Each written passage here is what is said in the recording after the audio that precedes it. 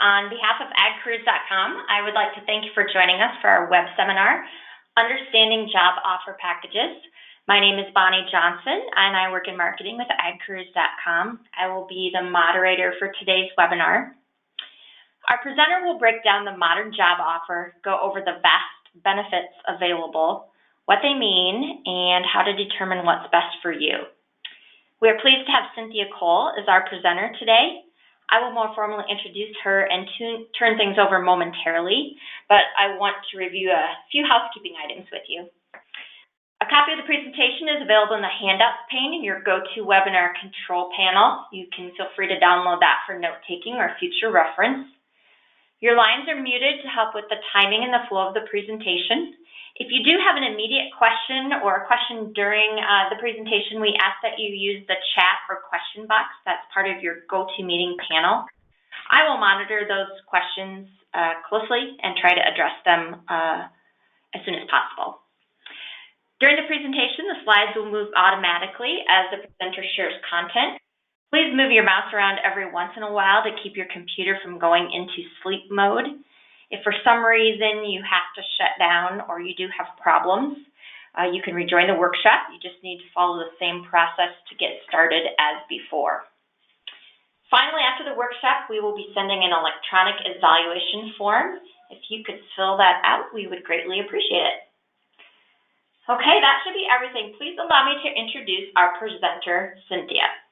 Cynthia Cole is a human resource professional with expertise in talent acquisition and recruitment. Having worked within the field of executive recruitment and talent sourcing across the U.S. for over 10 years, Cynthia enjoys coaching hiring managers on interviewing techniques that will help reveal a candidate's true potential. Cynthia's unique career path in sales, operations, and management gives her a unique perspective in understanding both employers and applicants and candidates' needs. Currently a talent solutions manager with agcareers.com, Cynthia interacts with employers daily regarding their hiring challenges and provides support to them. I will now turn it over to Cynthia to give us valuable insight on understanding job offer packages. Thank you, Bonnie. And I want to welcome everybody to the webinar today. I look forward to reviewing this topic of understanding job offer packages. You know, we often talk about resume writing and interviewing, how to write cover letters, thank you letters, and things such as that, but it's not really often that we talk about and dive into the elements of a job offer and understand what everything really means that it contains. So we know that job offers can be mind-boggling, and especially in today's changing times, and we want to make sure that you know whether or not you're getting a good offer, and because we know sometimes it seems hard to understand the language. So today's webinar is designed for both job seekers and just really anyone who's looking for a little bit of more understanding around the topic of job offer packages.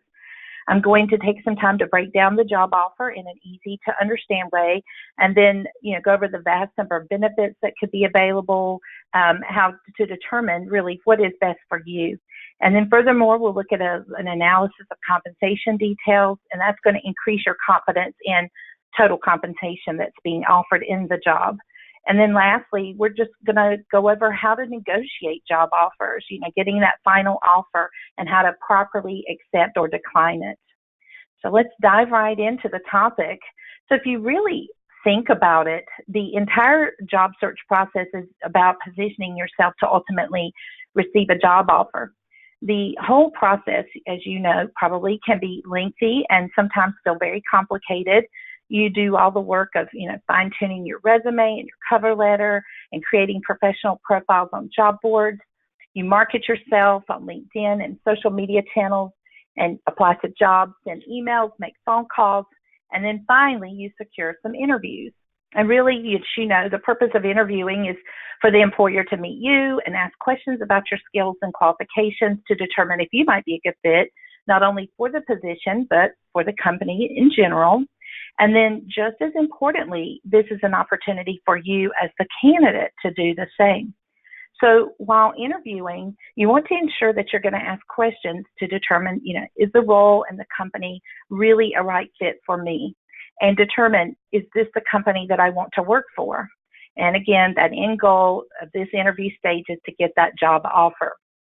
But we know that securing the job offer is not the end of the process at all. So we're going to dive into this topic now to understand while there are still some important steps that you're going to need to take to wrap up the process with the employer, but we're not really going to start in the job offer just yet. We're actually going to start in the interview, which is really where you're trying to secure that job offer. So in the interview, you might be asked about salary. And if it's legal in the state that you live, you could be asked, what is your current salary? And I tell candidates always that your answer should be honest. Whatever number you tell the employer, just be sure to explain what that number represents. For instance, if you state that your last year's gross pay total is a certain number, then you need to tell them what portion of that amount represents your base salary.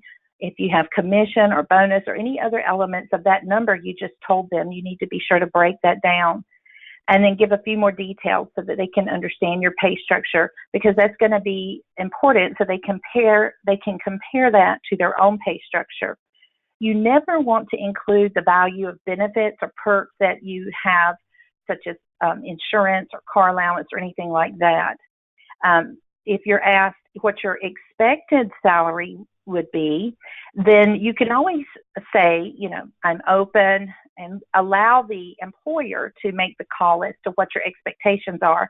The employer obviously has a budget in mind, and you would simply be making a guess to hit a number within their projected salary range. So really it's just a guess.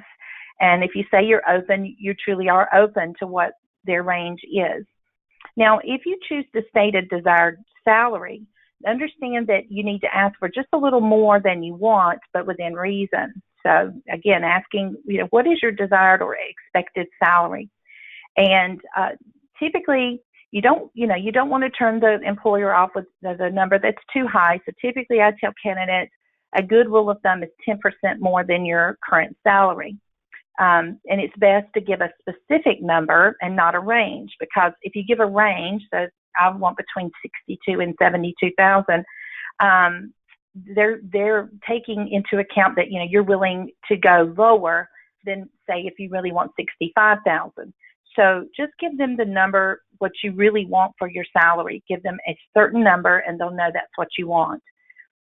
It's never a good idea for you as the job seeker to begin negotiations for being hired in the interview. So always let the employer bring up questions about, start date or what your title might be or your anticipated salary or benefits, time off, things like that. You want the employer to be the one to bring those things up. Now, it is rare that you would be offered a job in an interview, but it could happen. So I suggest that you never accept a job offer immediately. You want to ask for the details of the offer to be presented to you in writing, and then give yourself at least a night's sleep to think it over. No matter how badly you want the job, you do need to give yourself at least a few hours to think about it before accepting it. So you're in the interview, and how do you set yourself up to receive that job offer? And that's a great question. I'm glad you asked. So you need to ask for the job in the interview. And this starts with you coming into the interview with a great, enthusiastic attitude, showing interest, by being well prepared, having researched the company, and have knowledge about its culture. And then asking, what is the next step before you leave the interview? This is so important. I hear employers say all the time, sometimes, and I think it's from nervousness of the candidates when they're leaving the interview, but they say, they didn't act like they wanted the job, or they didn't ask me for the job. So employers are looking for you to do something very important at the end of the interview, and that's asking them about the next step. Just simply say, my last question is, what's the next step? Or as you're shaking their hand to leave, say, what can I anticipate the next steps being? And what you're doing there is you're opening the door for the employer to tell you their next intended move. Now, sometimes they'll say that, we're going to draw up an offer for you and get it to you by the end of the week. But if that doesn't happen, you will leave with a good idea, of what their decision timeline is. So that's very important to do that. So again, the interview is a real important place to set yourself up to receive that job offer. Now, let's say you've been offered the job. So now what? Well, first of all, keep in mind that job offers, these offer letters are legal documents.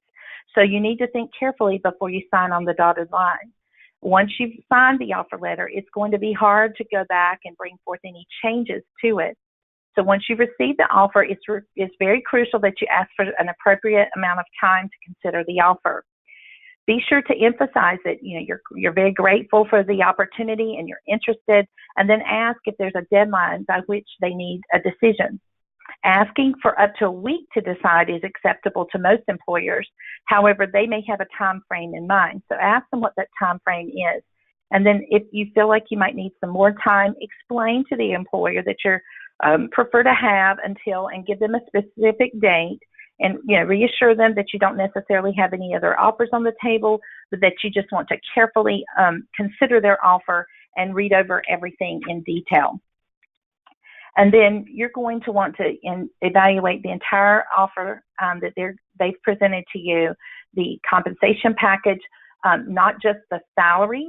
Consider all the benefits and perks and the time that you're going to be spending traveling, and evaluating the company, the culture. Everyone has a different set of personal circumstances with differing needs when it comes to salary, work hours, culture, duties, commuting, things like that. So it's imperative that you examine everything and ensure that you understand it, so you'll know if any of those aspects are not going to work for you. And note that there could be some agreements that need to be signed, or certain terms or conditions as a contingent part of your offer, and we're going to get into that a little bit later. If any kind of conditions or terms or contingencies are brought up in the offer letter, and they're not provided for you to read over, but you're going to be required to accommodate them in some way, you need full disclosure of what those are. So you'll be wanting to ask, can I have those documents? I can read those before moving forward. And so let's talk about, what is usually included in a job offer package, and, looking at the elements and knowing what's negotiable, or what might be negotiable. So in addition to your job title, the name and title of your supervisor, your work hours, there's going to be some details about your compensation, your paid leave, your benefits information. And then there could be mention of extra perks that could be included, such as, and I just wanted to name a few of those here to get you to thinking about this. There could be things like, a tuition reimbursement, or pension plans, or profit sharings, or gym memberships, or parking reimbursements, cell phones, vehicle allowances, things like that, relocation reimbursements. These types of things can also be included. These are elements that you're going to want to look at. Again, those other legally binding documents, such as non-compete and non-disclosure agreements or clauses, those could be mentioned or included as part of the document.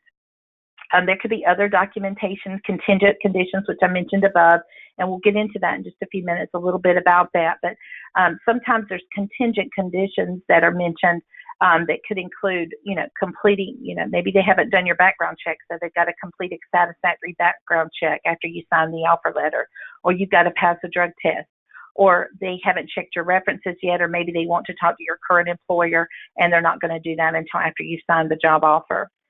There could say, we need to execute the non-compete and confidentiality agreements before you come on board, or we need you to obtain a certain license or certification before you come on board. So all of these things are elements that you're going to want to read over and make note of as you're looking at your job offer.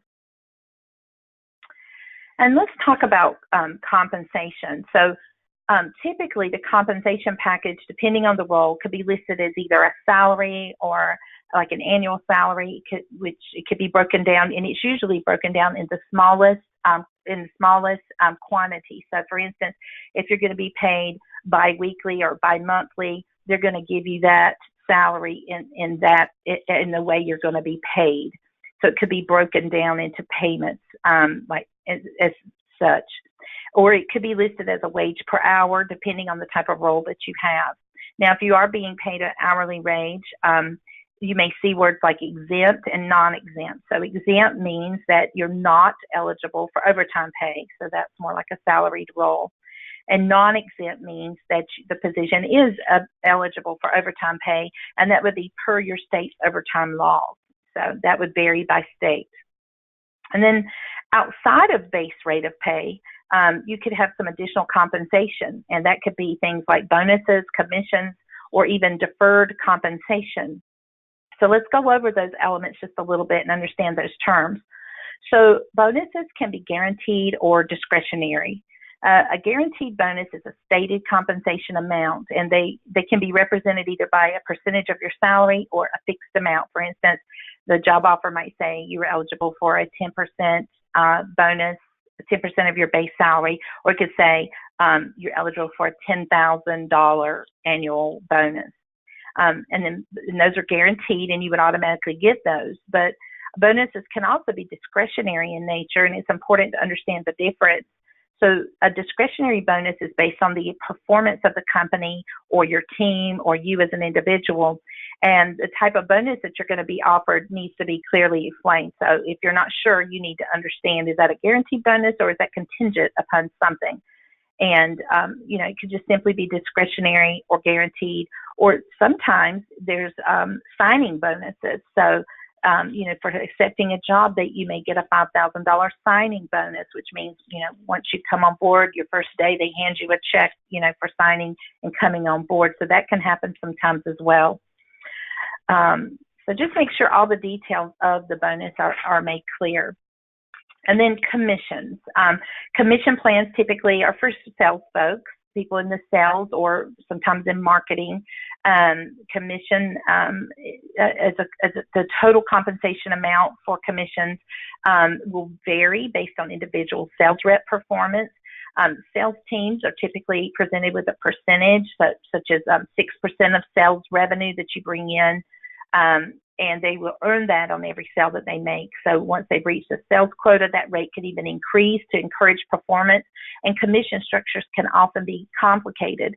So you're going to want to get the details and really look at that. If you're already in a role where you're making commission, or maybe if you're not making commission, it'll be very important to take a look at that and see if that what that might look like on an annualized basis. And then deferred compensation is a type of compensation or type of income that is paid out at a later date than when the actual income was earned. So it's an example of that could include, employee stock options or pensions or retirement plans.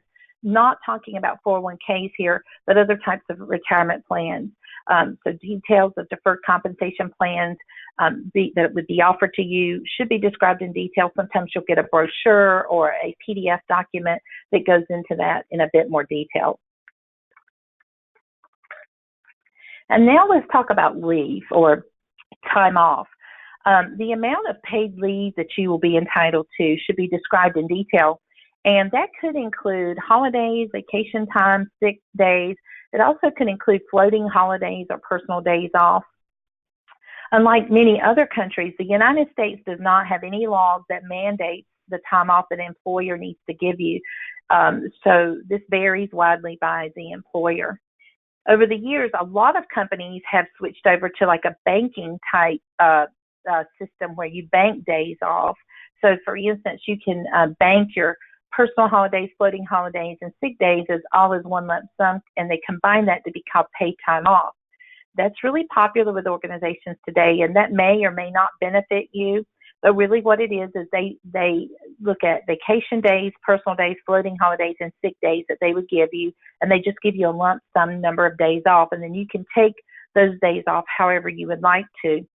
Now, this type of scenario could benefit you. It may not. That just really depends on you personally, how you take your vacation days and how often you're typically out of work due to family members being sick in a typical year. So look at that as well.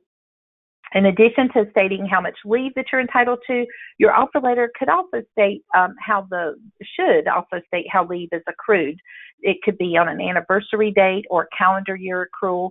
So when you become eligible for taking time off, you're going to want to know, is my leave going to be based on my anniversary date? And if it is, it's typically prorated. Those details should be in there. Also, sometimes the letter is going to give you details about when you're eligible to be granted some additional time off based on your years of service. So if that's not outlined in your offer letter and you're curious about that, let's say you were hoping for, 4 weeks of vacation, you only got 3, you can simply ask how often, when would be the next time that you would be given some additional time off. Cynthia, before you go on, could you clarify what a floating holiday is? Okay, yes, sure.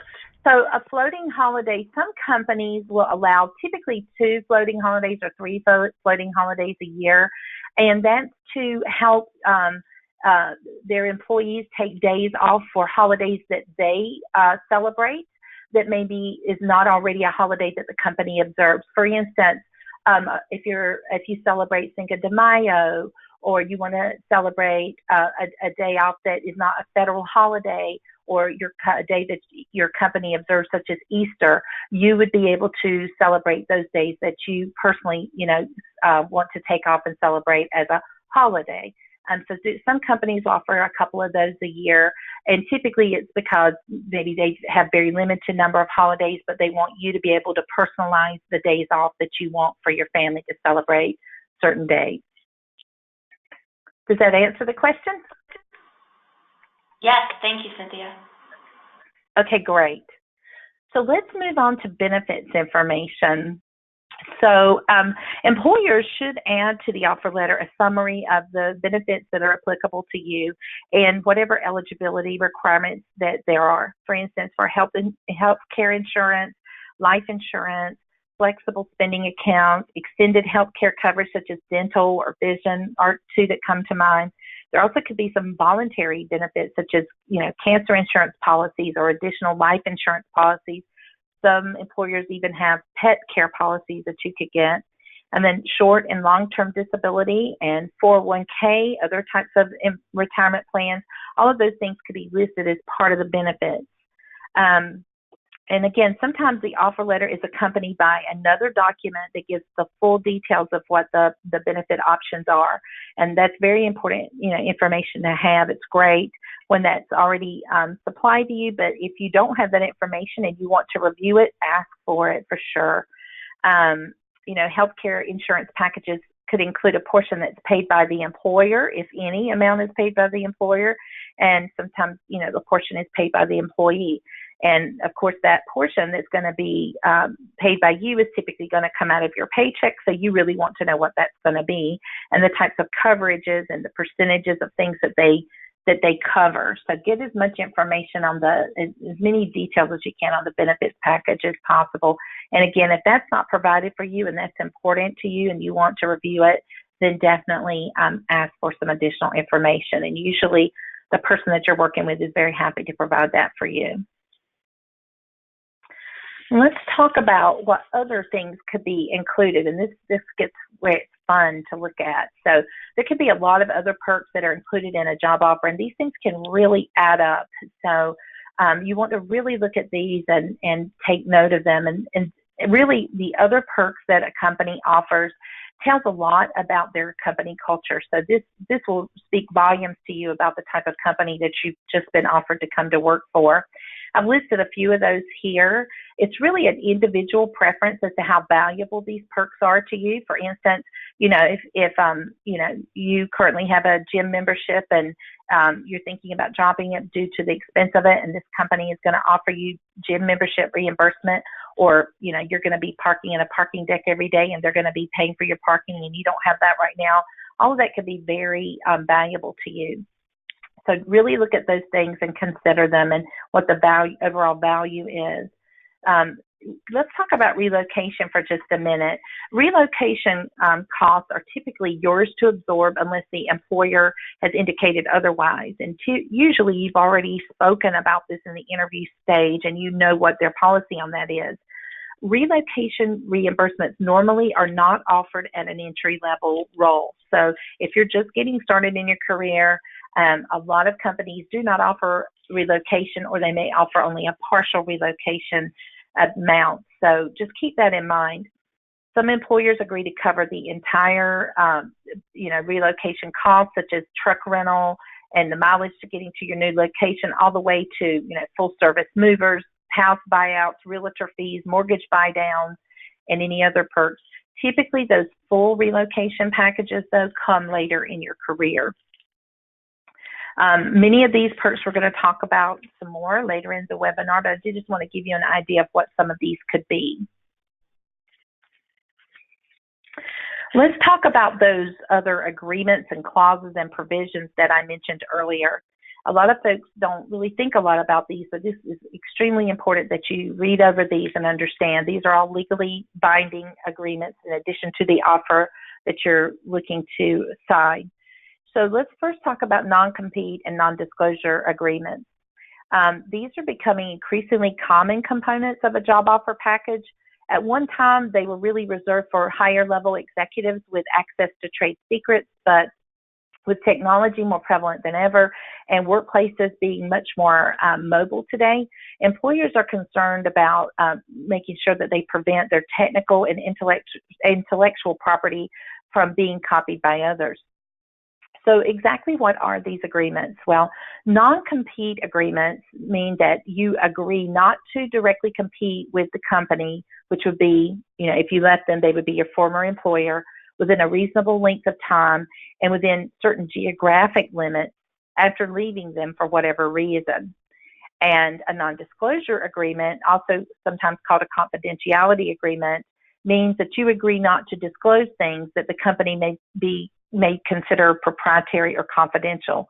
And this means that you cannot go to work, that if you do go to work for a competitor, it doesn't mean you can't go to work for a competitor, but if you do, that you're not going to use any proprietary or confidential information that you learned or obtained from the company, which would be your former employer at that point, with your new employer. And so to sign or not to sign these agreements, well, whether or not you should sign these agreements really depends on how badly you want the job. Be cautious here. You should review these agreements closely and decide how reasonable they are and if they would be legally binding, because sometimes they're not. Laws governing these agreements vary by state, but generally they are enforceable, at least to some degree. So know what you're signing, and as tempting as it may be to just quickly glance over those and sign them, be sure that you fully understand the terms. And if you're not sure, I highly suggest that you consult a lawyer. And then remember that once you leave your job or you go on to another job, if you're terminated or even if your position is eliminated, you are going to be legally bound by the terms of those agreements. If the job, again, I want to reinstate that if the job offer that you receive states that you're going to need to sign these agreements as a condition of employment, and you've not been given these agreements to review, you need to ask for those so that you can review them. Okay, so just make a note of that you don't want to agree that you're going to sign something in agreement that you haven't read yet. But let's back up for just a second here. Is it possible that you could have already signed a non-compete agreement for your current job? Before you move forward with the job offer that you have in your hand, you need to first stop and think, is there an agreement already in force with my current employer? And if that's possible, that you could have signed it and you're not sure, when you were hired, maybe you've just forgotten it. So check your files, or if you have to, go check with your HR person and ask them if you've signed a non-compete with the employer. Don't assume that you're in the clear on this. And if you find that you do have a non-compete in place, then it's a good idea to consult a lawyer for advice on how the contract might restrict you or somehow impact your plans to move forward with this new employer. Now, if you find that you do have a non-compete in place, immediately disclose it to the employer to the employer that's just given you a job offer. They may be able to tailor somehow your new role so that you would be within the restrictions of your non-compete agreement. And oftentimes, employers will ask their own attorney to review the agreement to see if it's legally enforceable.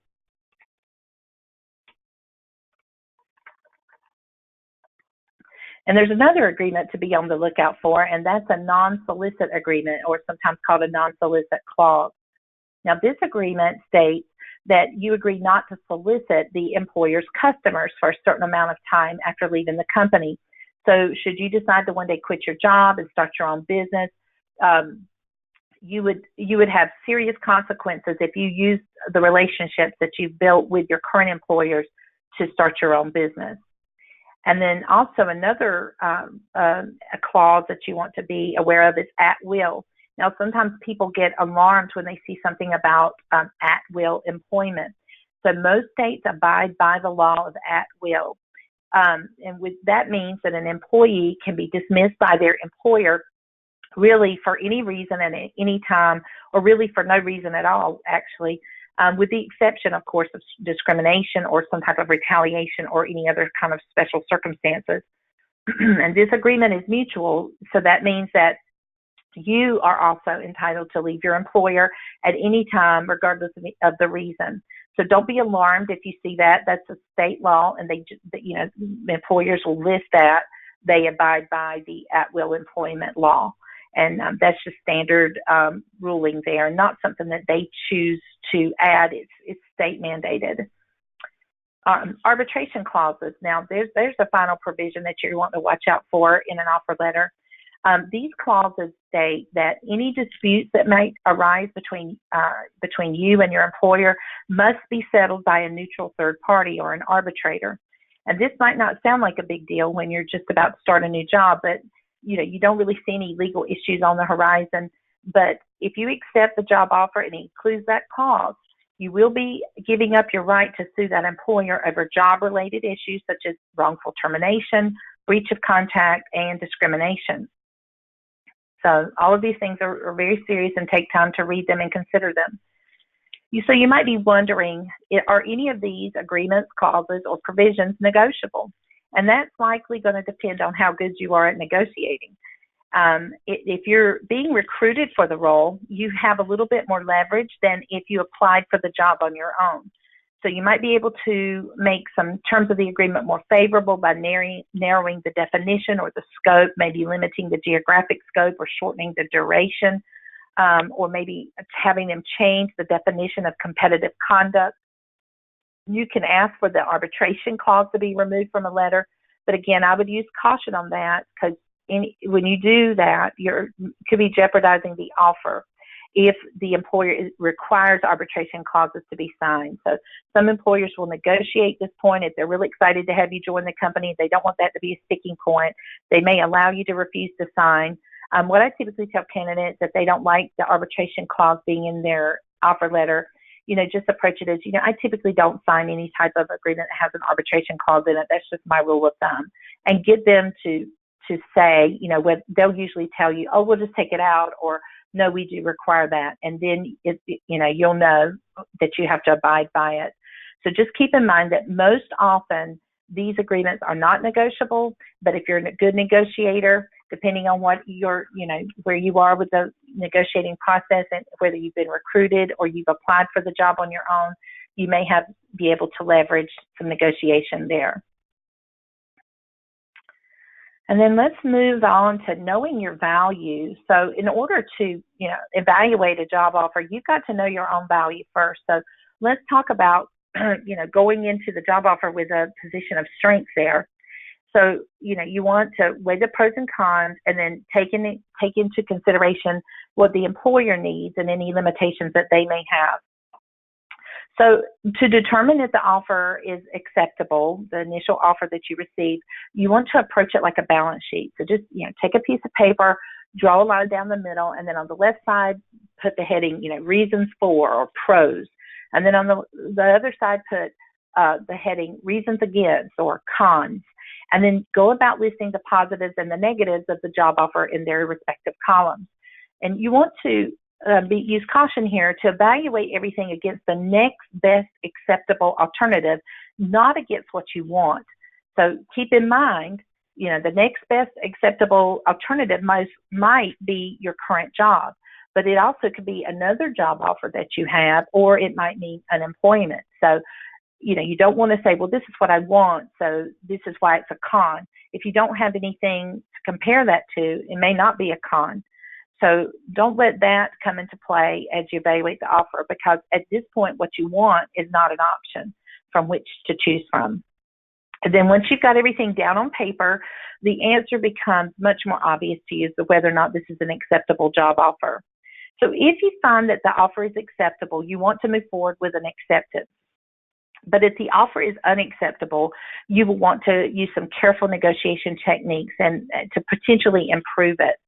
Now, let's talk about salary. When it comes to salary, if you have absolutely no idea what you should be making, you need to do some research. Go online. There's a couple of websites listed here. There's payscale.com and glassdoor.com. Those are two that come to mind that you could refer to benchmark your salary to see, what the salary is like for similar roles with similar companies. Or maybe you've spoken to a recruiter or someone else in the field that you're working in that could give you some salary information or tell you, what they feel like is a good pay for what you're going to be doing. And then you want to set a range that you feel is reasonable and something that you're willing to accept within that range. And then you need to come up with a walkaway number. So keep a walkaway number in mind, and that's the number that you're going to come up with. It could, depend on your financial need. It could be a market value number that you've arrived at, or simply just what you feel is going to make you feel good about having accepted that offer. But whatever that number is, that's your walkaway number. And any offer below that number, you determine you're going to turn down. Now, when you're looking at salary, you also need to consider cost of living. That's a very important factor to take into consideration. If you're going to be relocating, you definitely want to take into account the amount of money that you're going to need to sustain your certain level of living. Cost of living takes into account, the cost of housing, gas, food, clothing, and everyday items, and it looks at it in a certain location. So you can compare your current cost of living with what your cost of living would be when you relocate to that new city. And once again, PayScale is a good website for that as well. There's lots of resources on that online.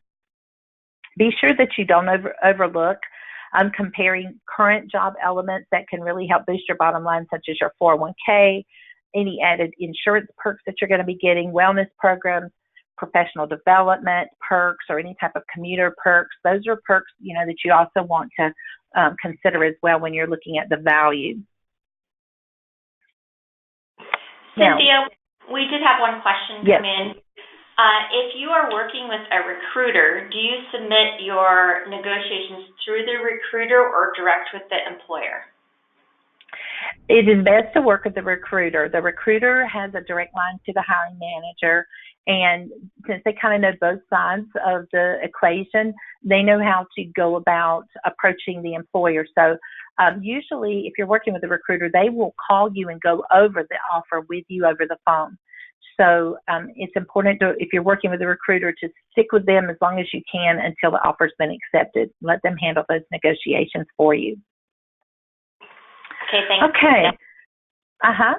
So understanding the employer. So, thinking about job offer negotiations, most people are thinking about salary, bonus, and start date, but a job offer gives you an opportunity to go beyond just the salary, the bonus, the start date. So consider who your employer is and where they come from, and know as much as you can about them. So if you've been honest and you've answered the questions about your salary expectations during the interview process, then hopefully your job offer is going to include a salary that is in line with your expectations. If the employer extends an offer to you that is below what you specified, it's going to be up to you to decide whether the amount is that you've been given is a walkaway number. If it is, then it comes time for to ask for a if it is lower than your walkaway number, when it comes time to ask for a higher salary, you need to be able to walk away from that. And if you're comfortable with the salary that they gave you, but it's just lower than what you expected, but it's the number that you can live with, then you need to examine what other aspects of the job offer could be negotiated that would make this offer more attractive to you. So to start out with, ask yourself, what type of employer is this? If it's a public sector employee, you probably don't have a lot of room for negotiation, as public sector employers usually have set pay grades and vacation entitlements, and those are non-negotiable. And then consider the size of your employer and whether the employer is in an industry that's seeing a lot of growth.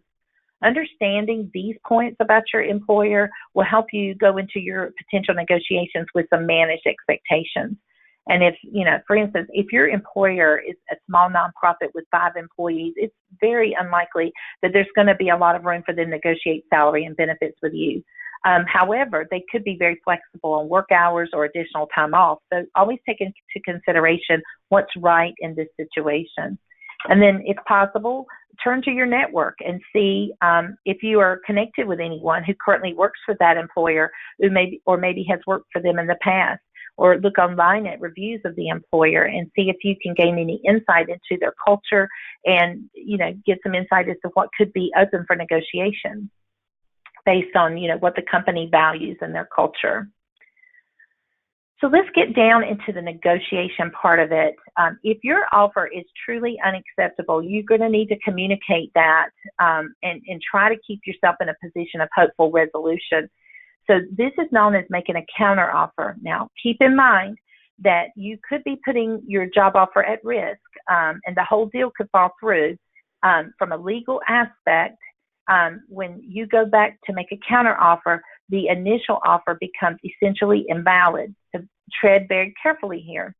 So to begin the negotiation, you're going to want to communicate with the decision maker. Now, this is key. You want to make sure that you're talking to someone who can make decisions about your salary. And let them know specifically what is lacking in the offer and then offer a proposed solution. So what you're doing here, is making it clear that if this one thing could be changed, that you would be willing to accept the position on the spot. And this is going to show the employer without any hesitation that, if you can remove this one roadblock for me, I will gladly go to work for you. And then also, on the other hand, they'll know that if they cannot accommodate your wishes, that you would not accept the offer. And I listed here an example of what you could say. So it could sound something like this. I'm very interested in working with you and your company. However, at this point, I'm not able to accept the offer for the following reason. And then you're going to need to state the reasoning succinctly and what parts you feel are lacking in the job offer. And then you say, if you are able to, and tell them what you propose as the solution, then I would gladly accept the position immediately. Are you able to help bring this about? Now, what you're doing here is, see that question at the end? You are appealing to that decision maker, letting them know that you know that they have the power to make that change for you. And who doesn't like to admit that they have power to make change? So you're kind of flattering your manager there. And if your manager or this person you're dealing with for the salary, if the manager has the power to get it done, they will do what they can to make it happen. Now, the employer may not be able to adjust the offer for varying reasons. Some companies have a policy that offers of employment are not negotiable, so they don't negotiate at all. Other companies have rigid offer guidelines when it comes to salary and paid time off, especially if you're coming into an entry-level position. So there may not be any adjustments that can be made, or just maybe the magnitude of your request is something they cannot accommodate. So while salary is the primary focus for most offer negotiations, keep in mind that negotiating salary could really reach an unacceptable range and put your job offer at risk. So tread carefully when approaching the topic. You can say things like, I was hoping for more, and then ask questions to relate to future salaries, such as, what is the average increase given, or when are increases given and how often? And are they based on performance reviews? You can ask questions like that to kind of get a better idea of where you are with the salary and what that might look like a little farther down the line. Looking for a promise for tomorrow really is what you're doing there without creating any friction about the salary that you've been offered. Now, a clever way that you could ask for an increase early in your salary is ask if you could have an early review that would include feedback, on your performance and an early raise or bonus. You could say, instead of waiting a full year for my performance review, could I ask for one in 6 months, and could that possibly include a salary increase? Sometimes employers are happy to accommodate you there. Now, if the person that you're communicating with does not have the authority to make any changes, there's no need of negotiating with them. Don't even try it. Simply approach them and ask for their advice. So say something to the effect of, what would you recommend, or how could I go about type questions. And what you're doing there, is keeping it from being uncomfortable, keeping them from being uncomfortable. And then if that person has any authority to accommodate you, they will do it. And then negotiating outside of the salary. So if you feel like the job offer is acceptable, but there's just some certain elements of it that you would like to improve, the best approach is take a minimal risk approach. So the key to this technique is to go ahead and accept the position and then ask for assistance to make some, to accommodate some further needs that you have. So basically you're going to lock in your acceptance and then leave open some additional concessions that you could be making that would have no cost. So your acceptance in this case would sound something like, well, I'm calling you with some great news. I would like to accept the offer, and I'm looking forward to working with you and becoming a valuable member of your team. And then, of course, they're going to say, that's fantastic, and yay, and all these things. So then you're going to say, I'm committed to come and work for you. And as my future boss, there is a minor issue about the offer that I wanted to make you aware of. So I don't know if you're able to make these changes in these areas, but I'd really appreciate it if you could look into the possibility. Specifically what I'm referring to is, and then, let them know what it is that you're wanting them to change. What this does is it closes out the acceptance portion and ensures that you keep the one thing that you cannot afford to lose, and that's the job. And this leaves the window open for your new manager to use his or her power to accommodate your requests, and these are typically non-monetary in nature.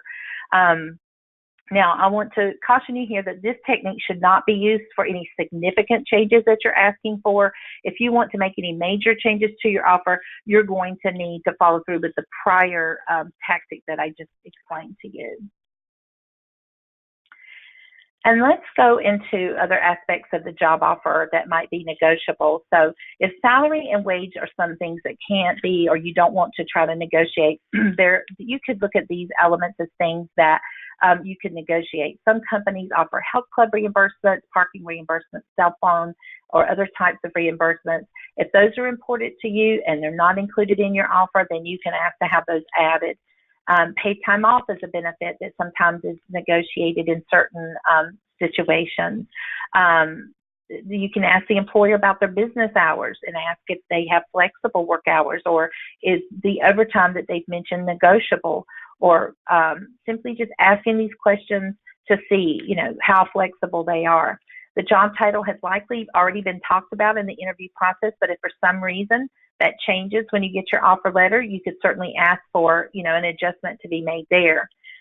Or if somehow, you've talked through the interview and now the responsibilities of the role have changed a little bit and you feel another title is appropriate, you could certainly ask for that. Does your job offer include some professional development or training support? Is there education reimbursement? Just pick one or two from this list if you feel, those are important to you, and go ahead and negotiate those as well. So in wrapping up, we're almost done here. Let's talk about closing the negotiations. There really are only two options at this point. You've either going to accept this offer as it stands after any negotiations you might have done, or you're going to decline the offer. So you need to be willing to stand by your decision at this point. If you're going to accept the offer, it's always a good idea to accept it in writing, of course, and email is really fine. A job acceptance letter allows you to demonstrate your professionalism and just ensure that there's no confusion about the terms of the offer. And of course, it gives you a great opportunity to express your gratitude for being offered the job, and again, to be enthusiastic about getting started. So just a brief acceptance letter. You would want to just thank them for their time, show appreciation, express that you've accepted the job offer, and you're going to want to list the title, the salary, and the starting date. And then, of course, ensure that you address this letter to the person that offered you the job. And then typically they're going to request that you sign the attached offer letter to your email, so do that.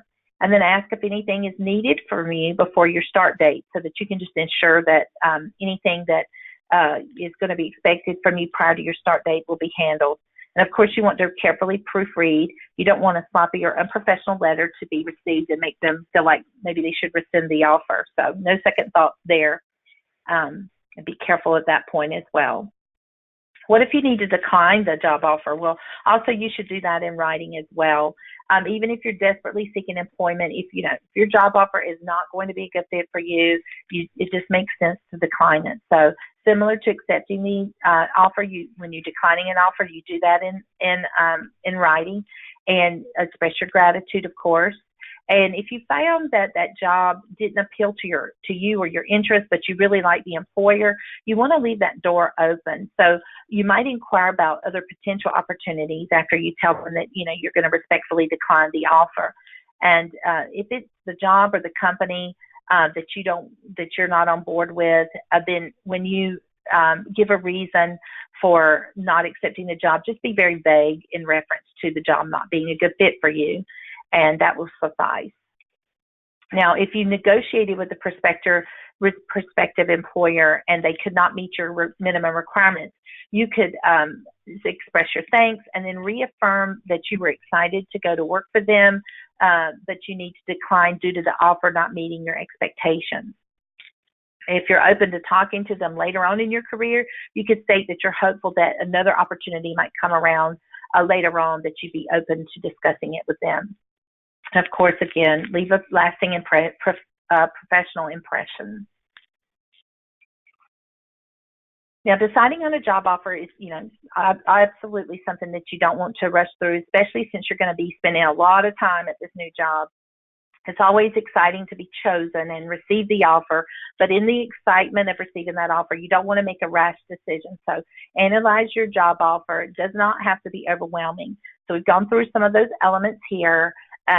Take time to properly review, know your value, and thoroughly read through the entire offer letter, taking into account who the employer is and understanding their culture, and negotiate carefully and very conscientiously, and then always be professional and put everything in writing and leave a great lasting impression. So thanks so much for joining me for the webinar today. My contact information is listed here, and I encourage you to reach out to me with questions that you might have at the end after we end our call today. I'm going to go ahead and turn the controls back over to Bonnie. I think we might have time for a few questions. Bonnie? Yes, thank you, Cynthia. We do have time. If you have a question, feel free to type it into the question or the chat pane, and I will relay that information to Cynthia. We did have a question come in. If you feel that your current salary is not competitive or outside the range for most other companies in your industry, what do you do when asked about salary? Great question. So basically, when an employer is asking you about your current salary, they're wanting to know the minimum salary that they need to offer you to convince you to change company. So they want to kind of gauge that off of what you're currently making. So make sure you've done your research. You can, state your current salary and then qualify it with your knowledge of the market. So if you feel like if you feel like your company pays very competitively and maybe your salary is too high, and that might get you out of the range of what their expected salary might be, you could state that you realize your current salary could be at the top of the range at what they're looking for what they're looking to pay, but that you're open to negotiation on salary, and that you're very excited to come work for them and realize the responsibilities of this role are a bit different from your current role. So that could be the case if your pay is above, that you're highly paid and you don't necessarily expect that employer to continue to pay you at that range. Maybe it might be lower. And if you know that your salary is low for the market, let's say you know that your employer is historically, paying you low or at the bottom of the range, you could state what your current salary is and then mention that, you have knowledge of what others are being paid in your field, and you feel that your company could be paying you at the lower end of the salary range for the work that you're currently doing. And what that's going to do for the employer is let them know that, you've done some research, you're motivated, and you want to be paid competitively. And you're setting those expectations, to be offered salary that's more in line with the market. Okay, thank you. We've had a couple other questions come in. Should salary negotiations be presented via email or over a phone conversation?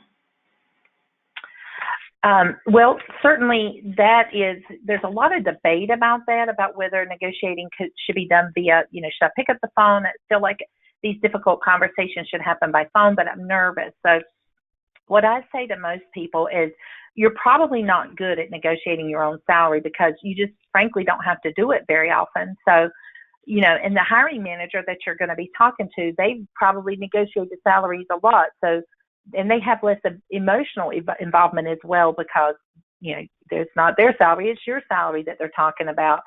So that being said, I feel like as a candidate, you are at an advantage to use email. So it gives you some time, to compose your thoughts and remove your nervousness and awkwardness. You can control your tone when you write up an email and think about your word choices. But many people, argue that these types of conversations should not happen via email, that you should pick up the phone or go in person and talk with the hiring manager to make sure that nothing that you say is misinterpreted or, you can sense how receptive they are when you're talking to them on the phone, for instance.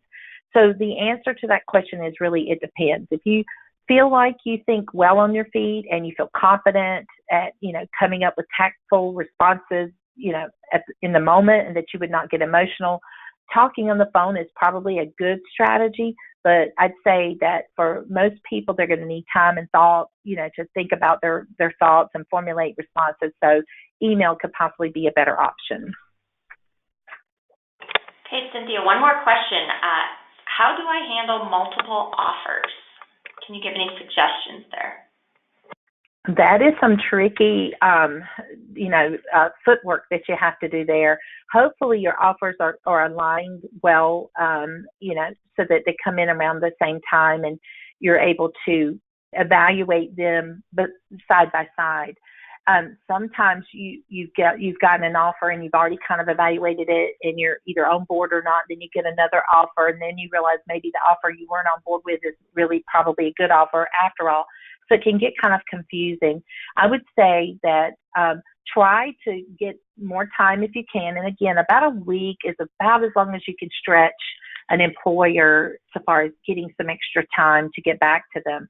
So if you do get another offer in and maybe, the employer is expecting to hear from you tomorrow, maybe they've given you 3 days, maybe it's Thursday and they want to hear from you by Monday, give them a call and just say, it's been a busy few days for me. I would like to have a few extra days just to look over everything and just carefully consider all the elements of the job offer. Can I have until, and ask for, a couple more days. And then again, you're going to have to quickly evaluate the other job offer as well, but just maneuver that and dance through that just as carefully as you possibly can. Okay, thanks, Cynthia. Again, if you have further questions, feel free to email us either at the agcareers@agcareers.com general email address, or Cynthia has her contact information there as well. We hope you've found this information valuable as you go about your career search. If you haven't already done so, we encourage you to set up your free job seeker account on agcareers.com. You'll be able to upload your resume to our database, save jobs, track your application history, and much more. And we ask you to watch your email inbox for our follow-up evaluation. We'd appreciate your feedback on today's webinar. So thank you, everyone. Thank you, Cynthia, for your presentation. And thank you for attending our webinar. Have a fantastic day, everyone.